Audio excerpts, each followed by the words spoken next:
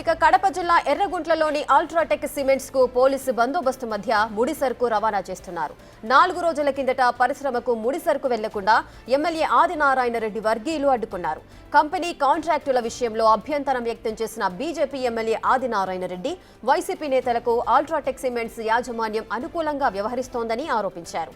అనుచరులను మోహరించి ముడి సరుకు రవాణాను ఆదినారాయణ రెడ్డి వర్గీయులు అడ్డుకున్నారు. అల్ట్రాటెక్స్ సిమెంట్స్ ఫిర్యాదుతో ఎమ్మెల్యే ప్రధాన అనుచరుడు జగదీశ్వర్ రెడ్డితో పాటు మరికొందరిపై పోలీసులు కేసు నమోదు చేశారు.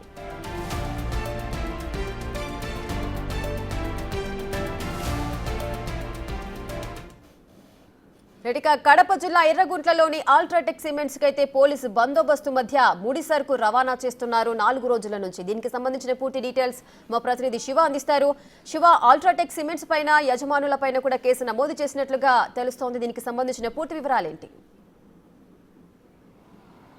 రాధిక, మొత్తం మీద చూసుకుంటే కడప జిల్లా ఎర్రగుట్ల ఏదైతే జమ్మలమడుగు నియోజకవర్గ పరిధిలో ఎర్రగుట్ల నియోజకవర్గంలో అల్ట్రాటెక్ సిమెంట్ ఫ్యాక్టరీకి సంబంధించి స్థానికులకు ఉద్యోగ ఉపాధి అవకాశాలు కల్పించకుండా ఫ్యాక్టరీ యాజమాన్యం ఇష్టానుసారంగా ఎక్కడెక్కడ వారు తీసుకొచ్చి ఉపాధి కల్పిస్తున్నారు. అలాగే కూటమి ప్రభుత్వం ఏర్పడిన తర్వాత వైఎస్ఆర్సీపీ నేతలకి అనుకూలంగా ప్రవర్తిస్తున్నారని చెప్పి స్థానిక బీజేపీ ఎమ్మెల్యే ఆదినారాయణ రెడ్డి గత 4 రోజుల కాలంగా అల్ట్రాటెక్ సిమెంట్ ఫ్యాక్టరీకి సంబంధించి ప్లయాషు అలాగే సున్నపురాయిని తరలించే వాహనాలని అడ్డుకున్న పరిస్థితి కనిపించింది. అలాగే వాహనాలు పెట్టి ఎమ్మెల్యే అనుచరులు ఫ్యాక్టరీకి ఏదైతే ముడిసరికి వెళ్లే వాహనాలు వెళ్లకుండా భారీ వాహనాలు అడ్డుకున్న పరిస్థితి కనిపించింది. ఈ నేపథ్యంలో నిన్న సాయంకాలం ఒక యూనిట్లో ఉత్పత్తి కూడా నిలిచిపోయింది. ఈ నేపథ్యంలో అల్ట్రాటెక్ యాజమాన్యం స్థానిక పోలీసులకు ఫిర్యాదు చేశారు. అలాగే జిల్లా కలెక్టర్ జిల్లా ఎస్పీకి కూడా సమాచారం ఇవ్వడంతో వారు వెంటనే ఈ ఘటనపై విచారణకు ఆదేశించారు. వెంటనే రంగంలో దిగిన జిల్లా ఎస్పీ జిల్లా కలెక్టర్ కూడా పోలీస్ బందోబస్తు మధ్య ఏదైతే ముడిసరుకు వాహనాలు అంటే ఫ్లయాష్కు సంబంధించి అలాగే సున్నప్రాయికి సంబంధించిన 2 వాహనాలని కూడా కొద్దిసేపు క్రితమే పోలీస్ బందోబస్తు మధ్య కూడా పోలీస్ సంబంధించి క్వార్టరీలోకి ఏదైతే క్వారీ ప్రాంతం నుంచి కూడా ఫ్యాక్టరీ లోపలికి అనుమతించిన పరిస్థితి కనిపిస్తూ ఉంది. దీనికి సంబంధించి కూడా ఎమ్మెల్యే తీవ్రస్థాయిలో ఆగ్రహం వ్యక్తం చేస్తున్నారు. ఇంకా వైఎస్ఆర్సీపీకి సంబంధించి అనుకూలంగా వ్యవహరిస్తూ ఏదైతే ఇష్టానుసారంగా వ్యవహరిస్తున్నారో అయినప్పటికీ పోలీసు బందోబస్తు పెట్టి స్థానికులకు అన్యాయం చేసే విధంగా వ్యవహరిస్తున్నాయి. ఇది సరైన విధానం కాదు.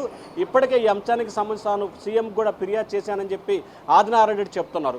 మరొక వైపు ఈ అంశానికి సంబంధించి సున్నప్రాయి అలాగే ఫ్లయాష్ బ్రిక్స్ లారీలను అడ్డుకున్న నేపథ్యానికి సంబంధించి మంత్రి ప్రధాన అనుచరుడు జగదీశ్వర్ రెడ్డితో పాటు మరికొందరిపై కూడా ఎర్రగుట్ల పోలీస్ స్టేషన్లో ఫిర్యాదు చేశారు. పోలీసులు కూడా కేసు నమోదు చేసి దర్యాప్తు చేస్తున్నారు.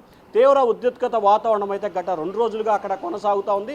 తాజాగా పోలీస్ బందోబస్తు మధ్య వాహనాలు లోపలికి వెళ్లడంతో ఫ్యాక్టరీలో తిరిగి ఏదైతే నిన్న ఒక యూనిట్ నిలిచిపోయిందో తిరిగి ప్రారంభించేందుకు అధికారులు అయితే కసరత్తు చేస్తూ ఉన్నారు.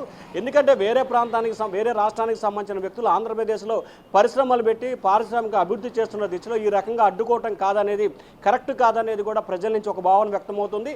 మరొక వైపు ఎమ్మెల్యే ఆదినారాయణ రెడ్డి కూడా ఫ్యాక్టరీకి సంబంధించి తాను అడ్డుకోవట్లేదు. గతంలో ఫ్యాక్టరీ నిర్మాణ సమయంలో పూర్తిగా అండదండగా ఉండి భూములు ఇచ్చాము, ప్రైవేట్ రైతుల భూములు కూడా ఇచ్చాము.